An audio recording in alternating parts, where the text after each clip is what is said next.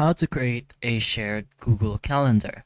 So you could go ahead and choose from whichever calendars you already have to share, but in our case, we're going to start from scratch and create an entire new calendar. To do this is very simple. Of course, just press on add another calendar and create new calendar. Put in your name, whatever you want, and the description if you do have any. And then just go ahead and press on create calendar.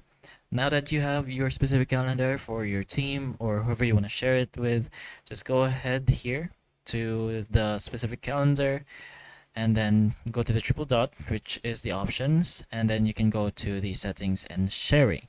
So over here, you can see who's the people you shared with, and all you have to do at this point is just add the people that you want to have access to this group. So just go ahead and add the email.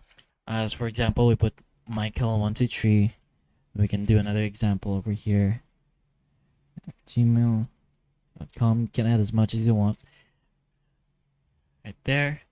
And the permissions. So if you want them to only see the event details, it's this one. If you want them to have access to changing the events and whatnot, then this one. And for sharing, if you want them to be able to manage who gets access to the calendar, then it's this one.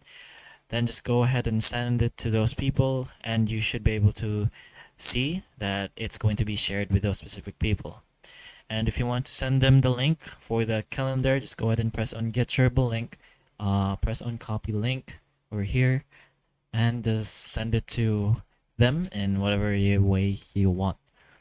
But that's pretty much how you make a shareable link in Google Calendar. So hopefully the information of this video can help you, and if it can, please like and subscribe for more videos like this, and that's all.